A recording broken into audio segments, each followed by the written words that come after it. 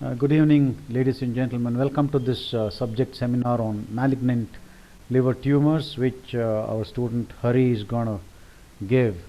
Malignant liver tumors are an important lot because they're quite common. Sometimes there can be diagnostic challenges, and we need to be aware of the radiological features of these tumors. And Hari, you will see as we go along, is going to cover these aspects as we go along. Before we start, Pavan, what is the commonest malignant liver tumor that you know of?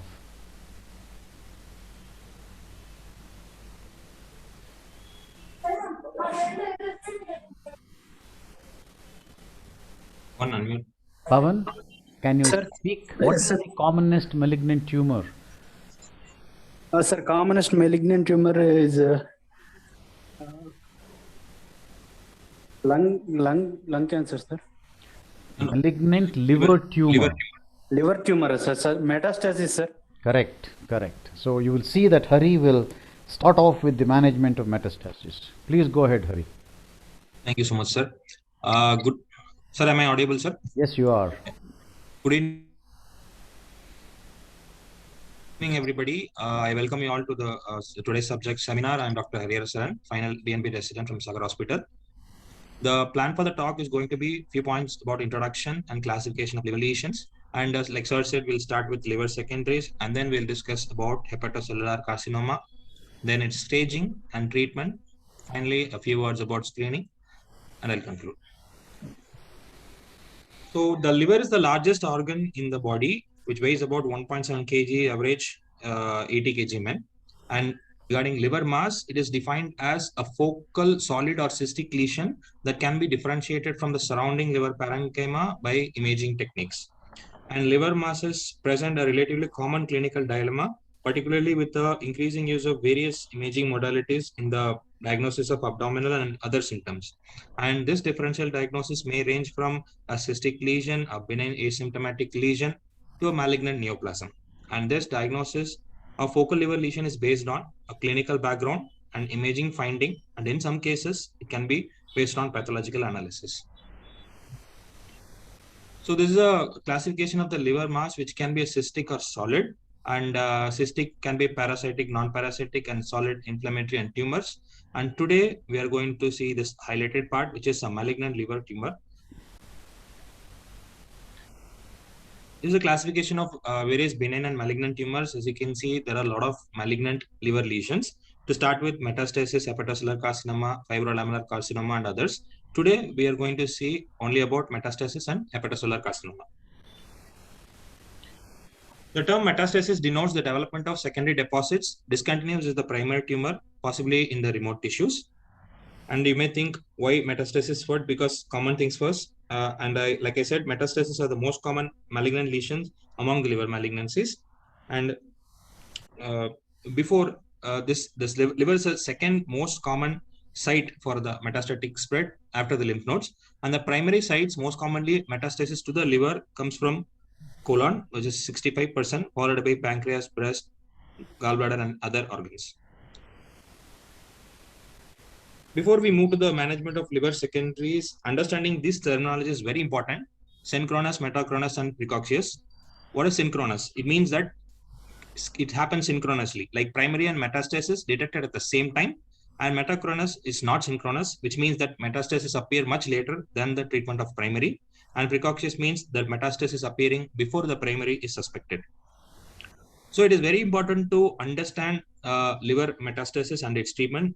Why? Because nearly 2/3 of patients with colorectal cancer can develop hepatic metastasis, and which is almost 35 to 55%. And as we all know that the colorectal cancer is the third most common cancer worldwide.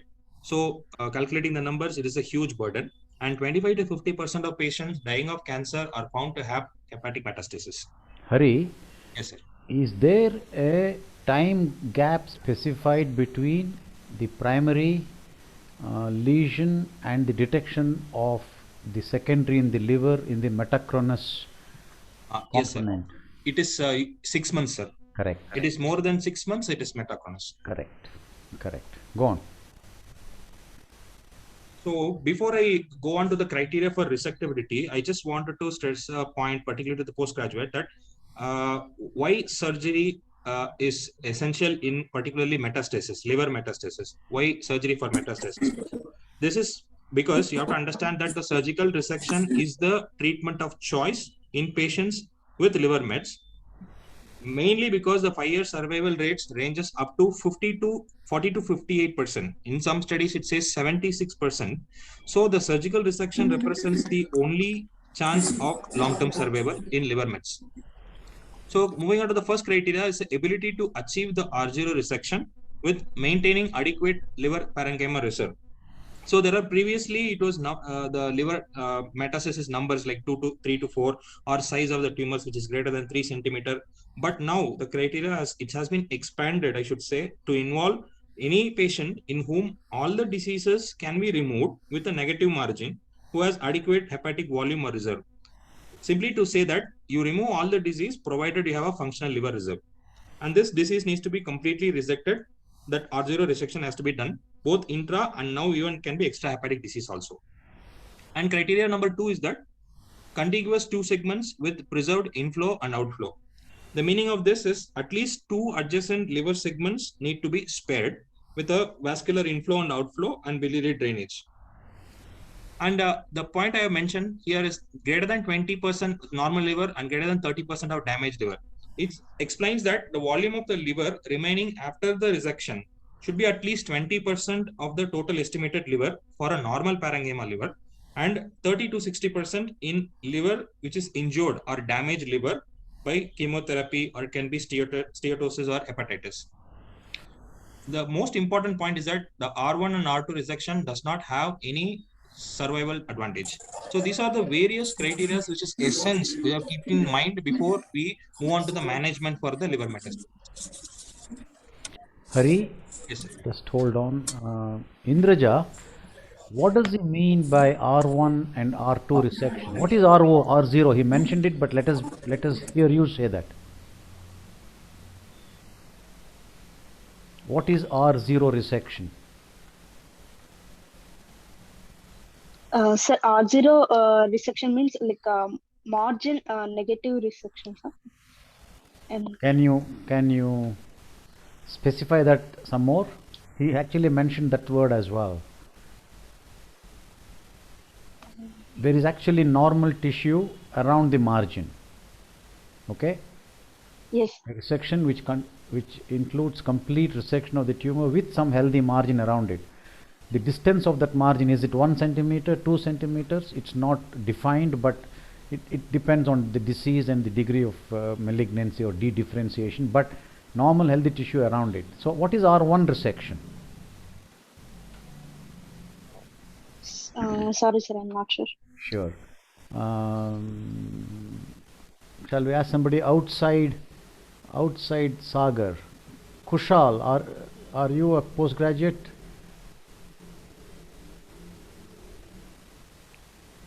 Kushal, can you unmute yourself? All right, Sahana.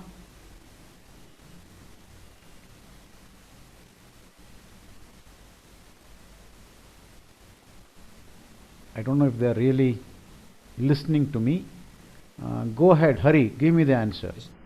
So R1 means leaving behind microscopic residual tumor. Correct. Post-removal. Macroscopically you have cleared it, but when you examine it microscopically, there is still some tumor. That is R1. R2?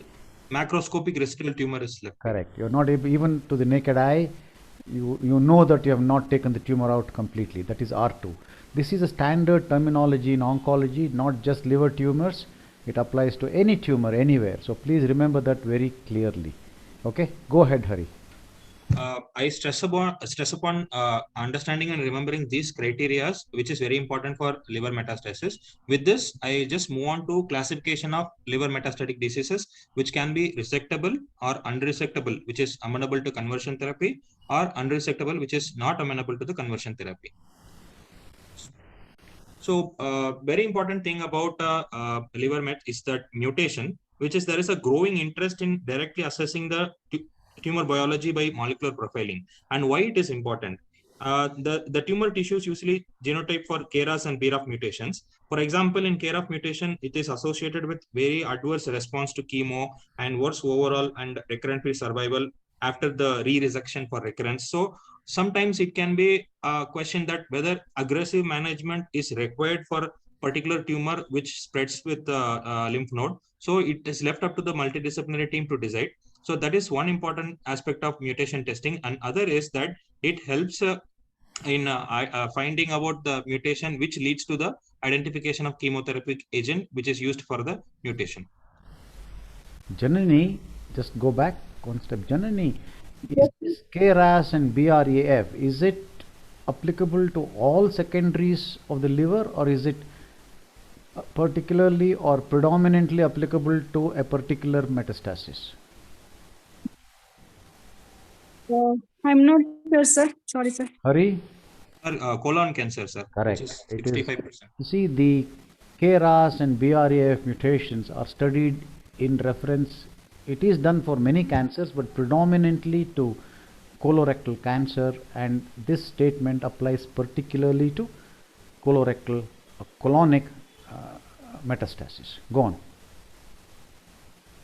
So coming to the workup for the resectable diseases, I'll be explaining about the CT MRI detail in the later slides, but here we'll stick only to the workup and management guidelines for the resectable disease of liver mets. So CECT scan of chest, abdomen, and pelvis is important to for the workup of the disease, and sometimes PET CT also only for the resectable metastatic disease where patient can be performed in CKD patients also. And in MRI liver, it is done to better evaluate the liver disease. And one other important aspect of CT and MRI in resectable mets is that it is imaging which can provide accurate, reproducible method for preoperatively measuring the functional liver residual volume. So which is important to decide for the surgical patients. Janani, what is this liver disease he is talking about? I couldn't get the what is He it? keeps talking about MRI is more useful to evaluate liver disease. What is the liver disease he is talking about? About the location of the tumor and also the It's not about involvement, the, the it's extent not of about the the tumor at all. It's not about the tumor at all. He's the talking function about an underlying disease. cirrhosis or the Cirrhosis. Why is it important? sir, because the scoring system for the cirrhosis is important in treatment. That is, resection is based on the child. No, I'm trying to see if you were listening to what he said earlier. When does it become unresectable in cirrhosis? When does the secondary become unresectable in cirrhosis? When you can't leave behind more than 30% of the normal liver. Okay, if it is, that's why you should be paying attention to these things. This is as he rightly said, it is a new definition of when it is resectable. So when there is cirrhosis, if you cannot leave behind 30% of the liver, cirrhotic liver behind, you cannot resect the metastatic disease. And for a normal liver it is only 20%. Okay, please bear that in mind, all of you. Please go ahead, Hari. So I'll just not go into detail about these NCCN guidelines. I'll just give the crisp details about what has to be done for various resectable and unresectable mets. For example, here the suspected or proven metastatic synchronous mets is there. So workup of the patient is basically done with the CT and gene study and determination of the functional status of patient and biopsy, and sometimes considered for PET CT also. And most important thing is that multidisciplinary team evaluation, which is including a surgeon experience in the resection of hepatobiliary and lung mets. So this guidelines are mainly based on lung and liver mets from mainly colorectal cancer. So the guidelines is like that. So we will get the information according to the surgery, what we have to take it from it. So from this we can categorize the patient can be a synchronous liver metastasis or synchronous abdominal peritoneal metastasis or synchronous unresectable metastasis. Janani, For example, sorry Hari, Janani, what does he refer to when he's talking about the MMR and the MSI? Microsatellite instability Instability. status, sir. And the MMR? MMR is I have forgotten it myself. What is it, Hari? What is the expansion? I also forget it. Anybody in the audience, can you tell me the expansion of MMR? Okay, we'll look it up, it doesn't matter. But the important thing is, both these things tell you about the degree. You know, earlier we were talking about dysplasia, anaplasia, and dedifferentiation. Now, this is the genetic equivalent of the aggressiveness of the tumor. Okay? So, if you find that there is gross MSI, microsatellite instability, for example, Mismatch repairs. Sorry? Mismatch repair. Mismatch repair. Okay, thank you. So, either both of them indicate the same thing. So, if you have the if you have a high index of these two criteria, then you would hesitate to do a metastatectomy because the prognosis is then limited. That's why in your workup you're recommended to do this, but I do not think people routinely do it in clinical practice. Okay? Yeah, go ahead. So, coming to the important point here, just please focus that synchronous liver mets, it is resectable or unresectable. Yeah. So, going to the further treatment part, so resectable stage synchronous or stage colectomy with the liver resection can also be done, or neoadjuvant therapy can be done followed by synchronous or stage resection, or else colectomy followed by chemotherapy. These are the various treatment this thing can be followed for a resectable synchronous liver mets. Yeah, but what is it that is most commonly done in clinical practice? Sir, not a synchronous one, sir. So usually staged. Staged. Right. They do the colonic resection first. I mean, not that other synchronous should not be done, but they usually do a staged procedure, take out the colon tumor, give adjuvant chemotherapy, wait for 6 months, and then do the excision of the metastasis. There is a question from Dr. Nooli. Can jaundice be a presenting symptom in secondaries in the liver? Can be, sir. It can be. Yes, you're right. But when will it be? If it is involving the biliary, this one, close to that. Yeah, there are two situations that I can think of. When the disease load is extensive, when you have tumor sitting in both lobes, several large masses, you can have jaundice. Or if it is at a critical part, near the hilum, for example, where it can block the draining bile ducts, the main ones, not the branched ones. So when you have that, then they can have jaundice. Guru Shantappa sir, you have anything to add? Nothing, sir, nothing. For jaundice, you are talking about? Jaundice, yeah, for jaundice. That is a way you can explain, but not very common. Not but common. This, yes, definitely this is a way it can be. Correct. Anything to add to what we have discussed so far? Not just jaundice. I think, sir, he has yes, many of these theoretical points he has mentioned. Okay. I think, yes, sir. All right. Please go ahead, Hari.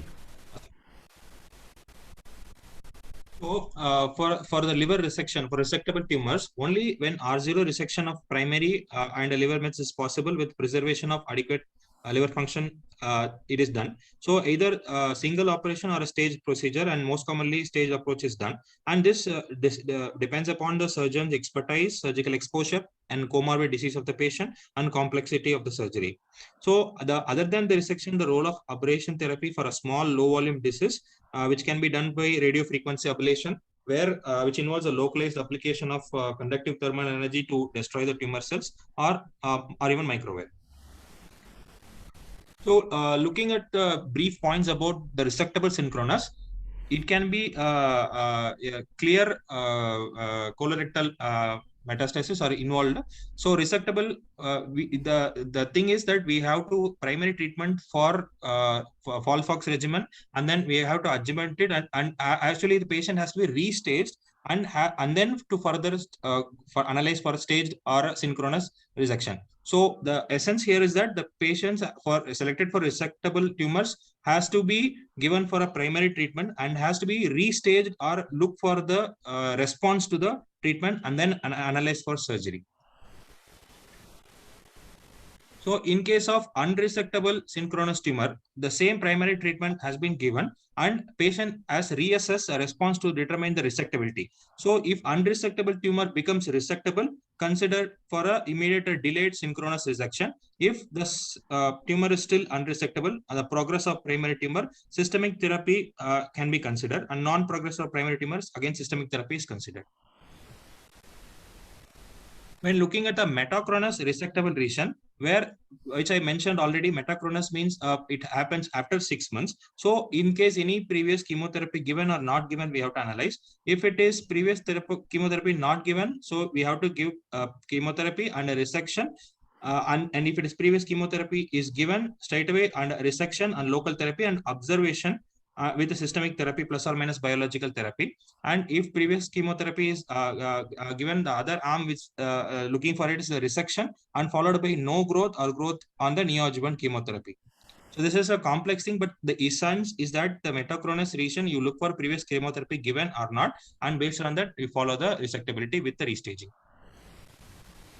So this is also metachronous. Skip this, skip it, sir. because Yes, sir. it's well It's beyond what is expected of you as postgraduates. Yes, sir. But the essence is this, that for synchronous lesions, it is good to have some degree of chemotherapy on board. If you're planning a synchronous excision, good to have some chemotherapy. The commonest is FOLFOX regime. I do not expect you to remember the dosages of all these medications.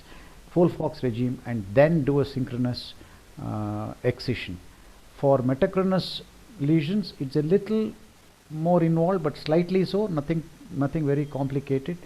If there has been no chemotherapy during the time of the initial excision, then give chemotherapy. If there has been chemotherapy in the first instance, and if the patient has got the disease, it obviously means that that patient's chemotherapy has not been very effective. So you must look for either a different regime or go for biologicals. Nowadays you have the monoclonal antibodies which work against these things. So the only difference in a metachronous lesion is that you need to first determine whether the lesion that has come has had chemotherapy given before or not. Okay, if you know these essential things, I think it would be enough. Go on. So we have seen the resectable and unresectable. Then the last final point is peritoneal mets. If the if the main lesion is obstructing, you can do a colon resection or diversion ostomy or stenting. And if it is non-obstructing lesion, just systemic therapy. So when you look at this point, I think we have to mention about HIPEC. Yes, sir. All right. So I won't go into the details. It's a class by itself. You have actually already had it. But remember that, but today our main talk is about liver metastasis. So what Hari said refers to peritoneal mets in addition to liver metastasis. Okay, but generally if there are no liver metastasis and you have only peritoneal metastasis, it is good to consider people for HIPEC if possible. Dr. Gurushantappa, sir. Yeah, Hari, just I wanted to know, because I did not see this, what I'm going to ask. Does this synchronous metastectomy depends on the number and the size of the lesion when you are talking about colorectal cancer? Excuse me if I have not heard your this answer from the slide. Yeah. Sir, your voice is a little bit, sir. No, his question, you have answered it, but please answer it again for him. His question is, does the decision to do a synchronous excision of the metastasis, does it depend on the size and number of the secondaries? No, sir. It was before, but now it has been changed that if you have any number of lesions, more the disease, if you're able to resect completely with R0 with a provided functional liver reserve, you can go ahead, sir. Yeah, liver reserve of 20% in normal liver, 30% in diseased liver. And the other requirement is that 2 contiguous segments must be intact after you resect, because that will form perhaps 20% of the liver, and so you need to have their blood supply, portal, hepatic arterial, and biliary drainage intact. So two contiguous segments must be intact, and at the end of the resection 20% or 30% of the liver must be left behind. So the earlier recommendation of the number, location and size of the metastasis has now been modified, sir. Okay, sir. Okay. Thank you. Go on. Thank you. So this is another important point which I like to highlight. So this is information taken from the recent paper. So recurrence and repeat resections in liver mets. So we have a liver met, we do surgery, will it recur or not? So that is a question. So up to 55 to 60% of patients will develop recurrent liver mets, and the majority within the first 2 years. Then why? So even with that, the liver resection is performed with a curative intent. 60 to 70% of patients will develop local, regional, or distant recurrence. But the important point is that the results of repeated curative resections are comparable to the first resection in terms of overall survival, which means that you have to take the liver disease to control of the liver disease can enhances the long-term survival. That is the message from this paper. Correct. Hari, Dr. Nooli asks, what is FOLFOX? Sir, capecitabine. No. Sorry. Oxaliplatin and Folinic acid. folinic acid. Yes, Fluorouracil acid. Fluorouracil. Sorry? So folic acid, fluorouracil, and oxaliplatin. Fluorouracil and folinic It's a acid. combination chemotherapy, sir. That's right. Yeah. So, Hari, can you think of a common clinical situation where you get a chance to do repeat resection?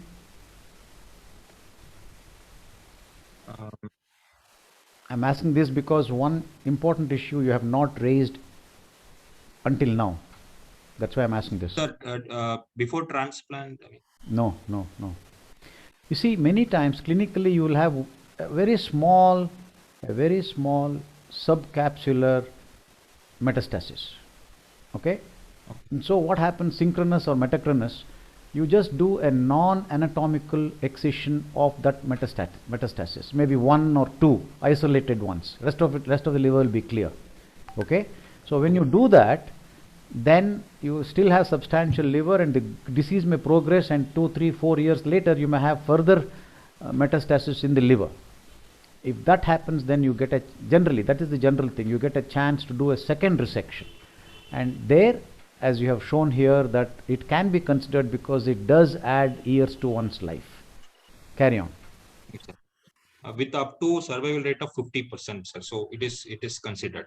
So with this, I conclude the liver mets part. So ultimately, the therapeutic approach that includes all the aspects of multidisciplinary and multimodality care is required to select and treat this complex group of patients.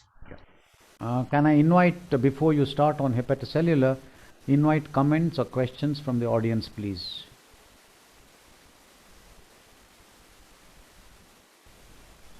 All right, please go ahead. We have had nothing in the chat box as well.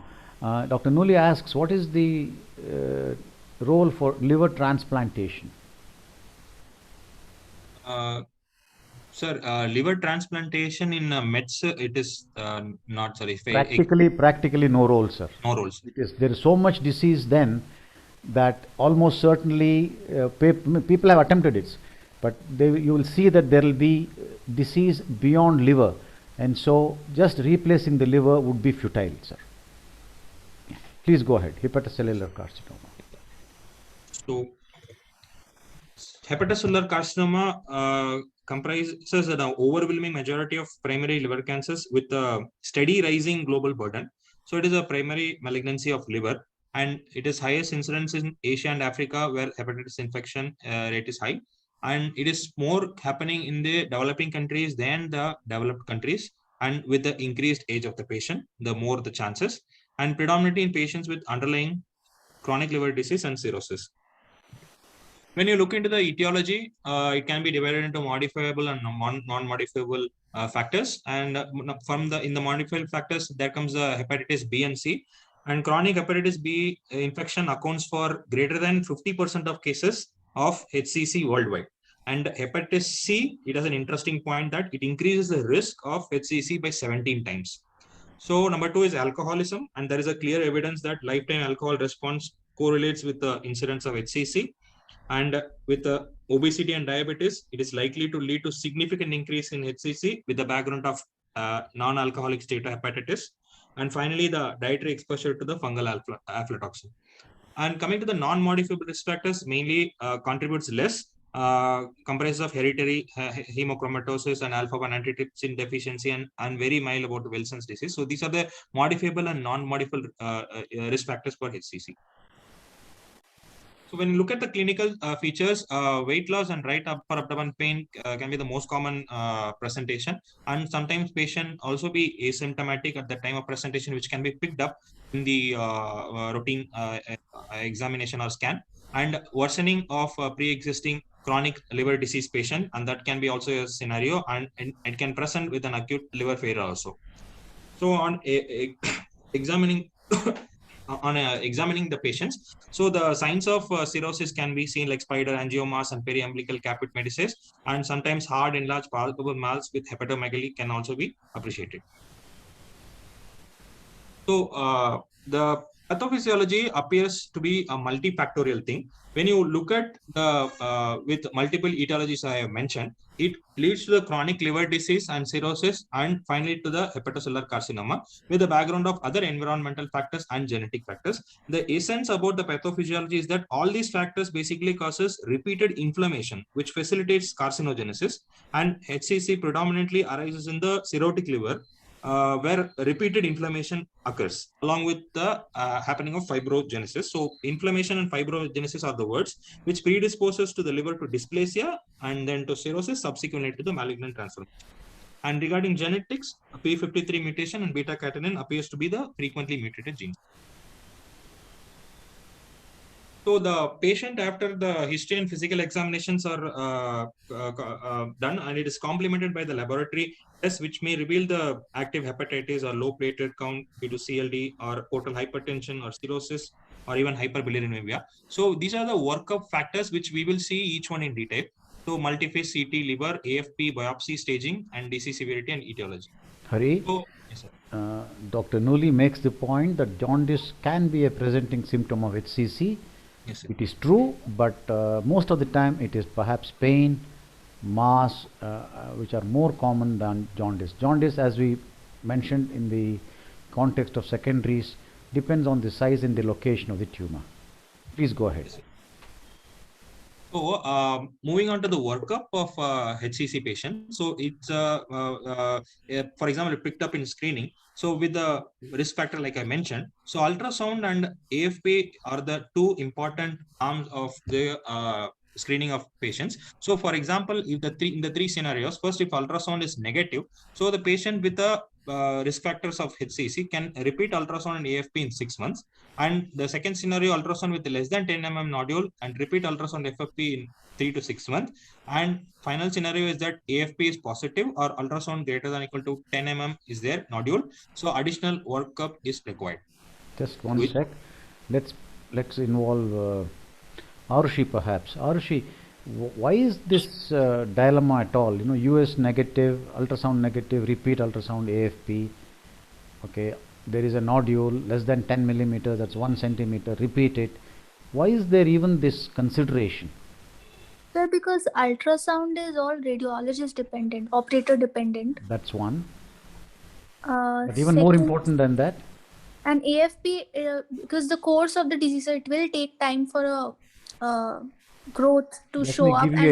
Let me give you a hint. In the underlying condition being cirrhosis, why would it be important? Macronodular. Correct. So Yes. yeah, the cirrhosis itself can give you nodules. Nodules. So the big clinical dilemma is that a given nodule, is it just cirrhotic nodule? Is it HCC? That is where all these dilemmas come up. Go on, Hari. Yes, sir. And also, like Sir said, ultrasound, I just want to add a point, sir. So it is used for surveillance because it is easy to access and there is a lack of radiation. So it is used for surveillance. Yeah. And there is a difficulty in picking up dysplastic nodules and the background of cirrhotic nodules. And it is difficult to pick up small HCC also. Yeah. Dr. Guru Shantappa makes the valid point that acute ascites is also one of the presenting features of HCC. Okay, sir. Go on. Yeah. So final scenario is AFP positive or ultrasound nodule greater than, additional workup is required, which is in the background of the scenario. Next level is that abdominal multiphase CT or MRI, and the two possibilities can happen is no observation detected, and we return back to the screening of 6 months, and if any observation detected and it is definitely coming as benign, so return to the screening protocol of 6 months, and it is not definitely HCC or neither benign. So individual workup, further workup with the imaging or even biopsy if it is required, or left up to the multidisciplinary discussion, and we decide. So if it is coming as definitely hepatocellular carcinoma suggestive of, then we go for the HCC and further staging. Okay, so the specific thing you must remember is, if the nodule is more than 1 centimeter, that is 10 millimeters, then you have to consider having a CT. There's a CT protocol for it, and you have to start doing it. If the nodule is less than 10 millimeters and if the AFP is not increased, then you can just leave it for the next 6 months and repeat the ultrasound and AFP. The crucial figure to remember: nodules of more than 10 millimeters or 1 centimeter. Go on, Hari. With the background of what I said, we'll discuss about multiphase liver CT scan, which is a very important scan, which leads to accurate diagnosis, staging, and helps in planning for the surgery. So it can be in the three. It is in the 3 phases, like plain and early and late arterial phase, portal venous phase, and delayed phases. So the arterial phase occurs in, say for example here, this is a liver lesion HCC. In the arterial phase, it occurs in 25 to 35 seconds after the peripheral contrast is injected, and it goes from heart to the hepatic artery to the liver, and it causes the hypervascular pattern with arterial enhancement, and followed by the rapid washout during the portal venous phase. So with this, we can see the tumor capsule and internal mosaic pattern with variable attenuation, and portal vein thrombus or invasion is there. So these are various important aspects we can get it from the CT scan, and also we can plan for the surgery.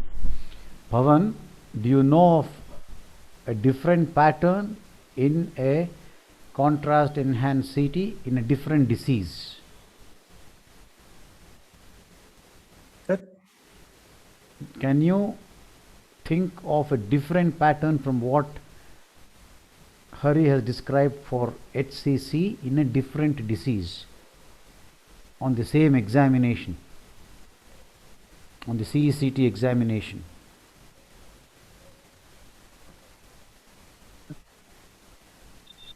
I don't know, sir. I'll give you a direct hint. How would hemangioma behave on CECT?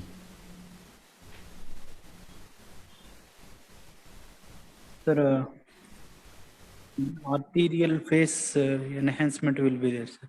Okay. For the whole lesion or elsewhere? All right, let's not tax you. Hari, please go ahead.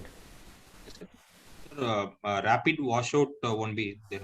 Correct. There will be pooling in that phase. Yeah. So, Go on. it's not sharing. Okay. Sir, this is a various contrast and the enhancement and various phases in different diseases. So, for example, hepatocellular carcinoma, it is a homogeneous enhancement and followed by the washout of lesion in the venous phase and isodense in the delayed phase. And when you look at the, actually we discussed metastasis, so look Yes, into I'll that. stop you there again. Indraja, what does he mean by isodense in the delayed phase?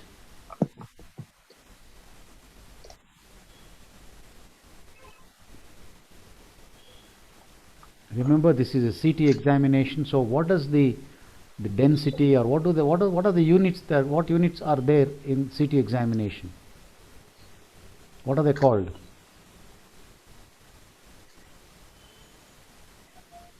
We have done classes on CT. Yes. Yeah, these are called Hounslow units, So, right? couldn't. Hounslow units. Yes. So what is it? What does isodense mean?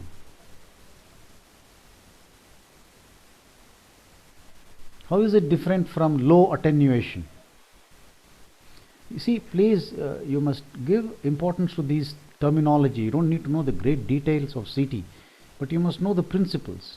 Low attenuation. Go back one slide. Yes, Go back one slide. okay, sir. You see, compared to the grayish Yes, sir. liver, it looks blackish. You know, the leftmost picture, that is a low attenuation. Yes, sir. Okay, and isodense essentially Okay, sir. means it will have the same density or Hounslow units as the liver. Okay, do you understand? Okay, sir. Yes, Yeah, sir. because the Yes, sir. arterial phase gets washed out, Yes, sir. Yes, sir. I understood. but still there is some dye still there in the tumor, and so it look the same. It will look the same as the liver. That's called isodensity. Next one, Hari. So you have a homogeneous enhancement hepatocellular cancer. After you give the dye, there is washout quickly and it becomes isodense in delayed pictures. Contrast that to hemangioma. Initially, yes, like HCC, it is low attenuation, but you will have peripheral puddles, not homogeneous enhancement. It is more in the periphery and it stays in there. It's called partial fill-in. It stays in the portal venous phase, and actually in the delayed pictures it becomes even more whitish because there is a complete fill-in. It is because of pooling of blood in the hemangioma. Okay, go ahead, Hari. I read somewhere, sir, the blood supply of the liver, the arterial and the portal system Yes. helps in identifying these different patterns, which is and we are using it for the diagnosis. Very true. That What anatomy is that? That's an important thing you have raised. What is the difference? What is the blood supply of a normal liver? So the portal vein supplies 80%. Correct. 75 to 80%. 78. Rest of it is hepatic artery. Hepatic artery. But the pattern is reversed in cancer. Yes, sir. Okay, it is reversed in malignant disease. Go on. Yeah. So when looking at the MRI, how it is different from CT is that it is that detail about the liver and deciding about the surgery. So here the hepatospecific paramagnetic gadolinium based contrast is also injected like what we do in CT contrast. We inject different contrast for MRI, and same arterial, portal venous and late dynamic and hepatobiliary phases are studied. So one thing about MRI is that HCC often shows decreased T1 signal and increased T2 signal, as you can see. So here the image shows the T1 signal is decreased here and increased in the T2 images. So here these features can be used to identify the small indeterminate HCC with typical enhancement or washout characteristic, and it will be sometimes superior sensitivity versus CT for a lesion of less than 1 centimeter. In that way, it can be advantage for us in MRI. So the role of biopsy is controversial, and maybe it can be depending on the lesion size or institutional practice. For example, less than 1 centimeter and even the tumor is less 50% malignant and it has a high false negative. And so conservative management with close follow-up can be advised without biopsy. And 1 to 2 centimeter where imaging usually inconclusive, and that is a scenario where need to biopsy or MRI with a contrast, and greater than 2 centimeter lesion usually can be diagnosed without biopsy. So risk of tumor seeding must be taken into account for biopsy. So this role is controversial. So when looking at the staging, as I said, CT and PET-CT scan staging, we'll see in the next slides, and disease severity with an analysis of laboratory workups and etiology, which are already been discussed.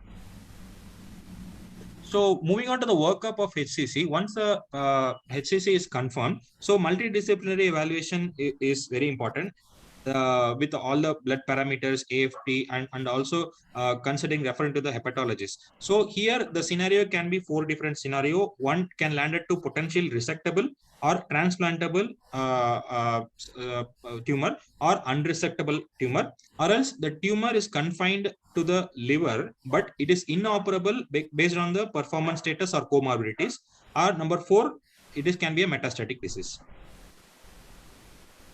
So before we move on to the management treatment part. So the important part is the staging. There are various staging systems available: AJC, Okuda, CLIP, and BCLC. We'll see one by one. So AJCC is the recent 8th edition of AJCC staging of HCC. So T1, T2, T3, T4, TNM staging is there. So T1, T2 is greater than 2, less than 5, and T3 is multiple tumors at least one of which is greater than 5. And likewise, you can see the TNM staging, which is the recent one. One recent change. When you have multiple tumors, you consider the size of the biggest tumor. Yes, sir. Yeah, go on. So this is considered to be the latest changes they made. So T1 AP. So that is in the 8th. Yeah. So this is another scoring system which helps in used to identifying the advanced disease, and it is not usually used for stratifying earlier intermediate disease. And here they stage into 1, 2, 3 based on the parameters. For example, bilirubin is greater than 1 point is given. Albumin is less than 3, 1 point is given. Ascites is there, 1 point given. Like that, they stage the disease into stage 1, 2, 3. And in cancer of liver Italian program, they mainly used for applicable for hepatitis C related HCC cases. And this scoring is based on child-pugh stage and tumor morphology, where how much it is extended, and alpha-fetoprotein and portal vein thrombosis. And finally, the Barcelona clinic liver cancer classification. This helps in, this was developed to allow for the indication of the best therapy for the early stage of HCC, to select the early stage disease patient who would benefit from the curative surgery. And basically, they divide the staging into very early, intermediate, advanced, and terminal. And based on the treatments are classified with the stages. So the parameters studied are child-pugh score, performance status, and comorbidity, size and number of lesions. And stages can be 0A, where survival benefit is 50 to 70, and you can see the various stages and various survival percentage. Hari, there is a question: is tumor seeding real? If so, what is its incidence? I'm not sure about the incidence, but it is real. It is real. I would agree with that. Even I can't quote a figure for the incidence. But tumor seeding is a consideration, sir. Yes. Go on. So coming to the final part, the treatment options for HCC. So with respect to surgery, it is resection and liver transplantation, and ablative surgery is available, and regional liver therapy and radiotherapy and systemic. So before going for surgery, what are the tumors which are irresectable? So when the tumors with coming with child-pugh score 3, the person, and if you have a distant metastasis or extrahepatic disease present, there is extensive lymphadenopathy or peritoneal deposits, or extensive bilobar disease, and hilar tumor involving major blood vessels which are not amenable for the repair, and finally inadequate functional liver residue predicted post-operatively. Pre-operative. So these are the scenarios where it is irresectable cases. And when coming to the resection, there are two types of resections are available. So one is anatomic and non-anatomic, like sir said. So non-anatomic wedge resection, which is limited resection of a small portion of the liver without adhering to the segmental bile ducts or vascular supply. So anatomic involves the removing or one or more of the 8 segments of the liver, which is helps in improving the resectability. So when you look at the resection, surgical resection, the objective of the surgical approach should be, number 1, the resection of all the malignant and pre-neoplastic tissue as much as possible, and number 2, the presuming the enough functional liver residue. And anatomic, these rules do not change yes, for secondaries as compared to HCC. It's the same. You must yes, have R0 resection, and there must be enough residual liver mass left. Go on. And one difference where anatomic is preferred, why it is that? Because it removes the entire venous drainage of the HCC part. Therefore, it is considered optimal approach in removing the occult mets, because you remove the segment with the venous drainage along with it. So there is a clear long-term survival advantage of anatomic compared to non-anatomic resection, and this approach is considered to be the kind of a gold standard. But now there are studies to show that even anatomic resection, non-anatomic resection with the margin is also good. So that is still in studies. Other resection can be the contralateral portal vein embolization, which in case of poor functional liver residue, where it can cause parenchymal hypertrophy plus or minus TACE. So this is a resection part, and the other surgical part is liver transplantation, where what is TACE, Hari? So a transarterial chemoembolization. Sorry. Chemoembolization, right. So the other thing is a liver transplantation. The scenarios where liver transplantation is considered significant cirrhosis with a limited tumor burden and the patient achieving Mellon criteria. This determines the candidacy for the transplant. Few slides about anatomic recession, which has been detailed described about Pawan in the last class. So I'll just give a brief point about it. So there are first order division, second, third order division. So in first order division, you have a right hepatectomy and left hepatectomy. And in right hepatectomy, you have the right lobe of liver with segments 5, 6, 7, 8 removed. And in the left, it is 2, 3, 4. And when you look at the second order division, it is not the entire lobe. It is a right anterior section. For example, here, right anterior sectionectomy, in which segment 5 and 8 are removed, and right posterior sectionectomy, where 6 and 7 segment of the liver is removed. And when you go to the left side, it is medial and lateral, and left medial sectionectomy is involving the resection segment lobe 4, and left lateral sectionectomy involves removing of the segments 2 and 3. And Among these, which do you think is the easiest? Sir, hepatectomy, sir. Among these, which do you think is the easiest? Hepatectomies, I mean... No, which one? I mean, you've got so many of them you described. Removal of segments 2 and 3. All right? Okay. Easiest to do. Go on. Okay. So likewise, it is the other third order division where particular segments are removed or bisegments are removed. And here, you call it sectorectomy, where right anterior sector, right posterior sector, and left medial sector is removed. So these are the various type of anatomical resection that have been explained. And this is the final one where extended right hepatectomy involves right hepatectomy along with segment 4 of the left lobe. It's called extended right hepatectomy.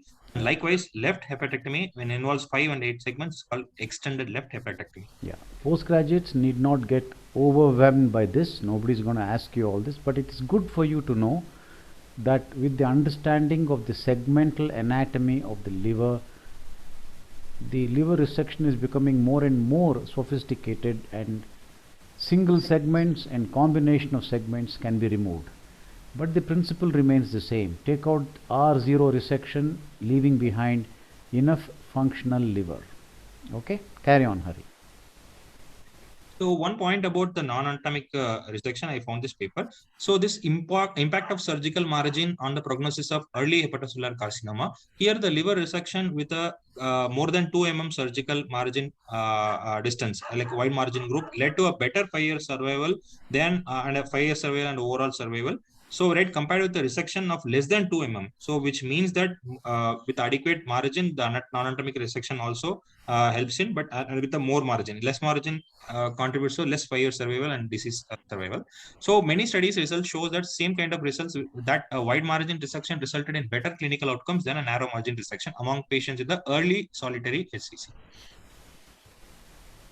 So a few points about the other therapies like ablative therapies, which is best used for less than 3 centimeter tumor, and it can be indicative in where scenarios like bridge to transplant by reducing the risk of tumor progression for patient going for a transplant, or else sometimes a palliative procedure to extend the disease-free survival of the patient.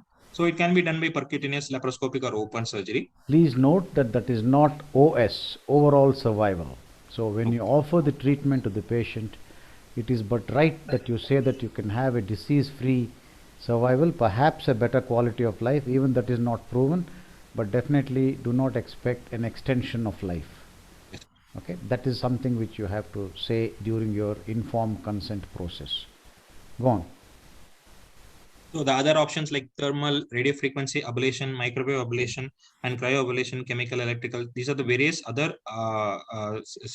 treatments available where, like I mentioned, for ablative therapy, which can be used for concomitant other scenarios. So regional liver therapy, so generally considered non-curative, but the options are transarterial chemoembolization and selective internal radiotherapy. And with regard to radiotherapy, stereotactic radiosurgery is also available. And systemic therapy, multi-kinase inhibitors, where the indications mean like child Puig score of A and in metastatic disease, child Puig C and metastatic disease, and irresectable but failed unsustainable regional therapy. So sorafenib and sunitinib are the systemic therapies, multi-kinase inhibitors. So to make it consolidated, so unresectable, inadequate hepatic reserve or tumor location. So if you evaluate whether the patient is a candidate for transplant, if he is a non-transplant candidate, can we go for a systemic therapy, or else like options of regional therapy preferred, like ablation, like a TACE or external beam radiation therapy. But if he is a candidate for transplant, refer to a liver transplant center. Consider bridge therapy if it is indicated while he is waiting for transplant. And post-transplant surveillance is done with imaging AFP and consider early imaging per local protocol. So when a newly diagnosed HCC, which is confined to the liver and it is resectable, go for surgery. And if it is unresectable and if the tumor size is less than 5 centimeter and 2 to 3 tumors of each less than 3 centimeters, so if he is coming on child class AB, radiofrequency ablation, and child class C is transplantation. And for if a patient unresectable disease with a tumor of greater than 5 centimeter and still going for a child class AB and SIRT, that these are the regional liver treatments. Like the other thing is that the physician preference or SIRT contraindication TACE can be considered. The essence is that if it is resectable, go for surgery. If it is not resectable, based on the clinical scenario of the patient, you decide for the various treatment like I explained before. And finally, if it is an extrahepatic disease, systemic therapy or supportive care is indicated. Yeah, when you see a big flow chart like this algorithm, it is very confusing. I do not expect you to remember this and blurt it out either in clinical practice or your examination or whatever. But remember that when you have any disease, you must first know whether it's confined to the liver or if there is extrahepatic disease. If it's in the liver, you decide about resection, and we have looked at the criteria for resection. If it is unresectable, you have a choice of many kinds of treatment. So another truism about any disease is that if you have so many choices, it means that none of them really works. That's why people keep trying and bringing in regional treatments like radiotherapy to the area, TACE and various radio frequency ablation and all that. So what is the significance? When you choose the treatment, it depends mainly on A, the understanding of the limitation of the treatment, B, availability, and C, cost. So as a clinician, when you recommend something to the patient, you must have all these in mind. Hari, there is a question from Dr. Nooli. How do you do a tissue diagnosis in HCC? Sir, CT guided, biopsy, sir. Yeah, ultrasound or ultrasound CT guided, CT guided, true sir. cut biopsy. It depends on whether how easy or difficult it is to reach it. Most of the time, you will find that you can do an image guided, as they call it, biopsy. If there are very large tumors which are actually palpable, sometimes you have left lobe tumors which are palpable in the epigastrium. So you don't even need an ultrasound. You just have to give a little local anesthetic and stick your true cut into it and get the diagnosis. Next one, please. So finally, I will conclude with the screening. So all the cirrhotic patients, 6-monthly ultrasound and AFP. So there is no extra benefit for a 3-monthly screening. The reason being is that there is an increased detection of early HCC and increased detection of single HCC of less than 5 centimeter, and increased surgery and increased survival of the patient and increased cost effectiveness. So the two factors for the screening is ultrasound and AFP.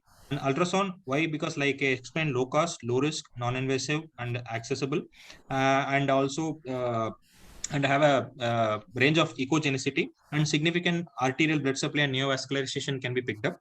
But it has a problem with might miss nodules on cirrhotic background, and segments near the diaphragm, any lesions can be missed. So does not provide sufficient anatomic details for planning for surgery, but it helps in the screening surveillance. So no data to support CT or MRI for the screening. And AFP, the result of production by the tumor or regenerating hepatocytes. So it is a suboptimal as a screening tool. So it is never performed alone. So it has to be correlated with the ultrasound, and it has to be repeated. So only 40 to 64% it is sensitive, and only 20% of early HCC have abnormal AFP. So it fluctuates in flares of hepatitis or exacerbations of liver disease. These are my references, sir. Thank you. Thank you very much. Can I now invite comments from Dr. Guru Shantappa, sir? Sir, it was really extraordinary preparation what he has done. Probably beyond what we expect for a postgraduate. Lot of information. And for other postgraduates, what Dr. Lakshman sir has mentioned, a few of the practical points, because you did not remember everything what he has mentioned, but practical points here and there during the presentation, sir has mentioned, like for the metastatic disease and the HCC, what exactly and what are the indications for a synchronous and metachronous resection, and evaluation of HCC diagnosis, and screening, what he has mentioned in the last two slides. Really, those points may be asked during the examination. Otherwise, really, it's an extraordinary presentation. More than just presenting the slides, he has understood the basics of the disease, sir. What I could make out from his presentation. Even I too got a lot of information from his presentation. Thank you, sir. Thank you, sir. Dr. Nuli, sir. Sir, excellent talk, sir. Excellent talk. It was like a guest lecture. Very nice, sir. Very nice. Yeah. Thank you. Yeah. Any of the students want to make a comment? Chandana, I would like all the students here to volunteer to talk. You know, one of the things that I find rather disturbing is that nobody volunteers to talk. You don't feel diffident. You know, there are many surgeries, an ocean. Even we don't know everything all the time. So you don't have to feel diffident about not knowing something. Okay, attempting to know things is what's important. So ask questions, give your comments. Even if the comments are wrong, nobody's going to jump on you. Chandana, your comments. Sir. Yeah. Sir, the presentation was good, sir. I didn't have a lot of idea about whatever he had spoken. So I think I can apply this for the next, whatever patients that come in. All right, very nice. Hari, I second everybody's thought. I think it was an exceptionally good presentation. Congratulations on your hard work. Thank you, sir. And if there are no more comments, I would like to thank all of you for attending this session, and I'll bid you good night. Good night, everybody. Good night, sir. Good night. Thank you, sir. Thank Good you, night. sir.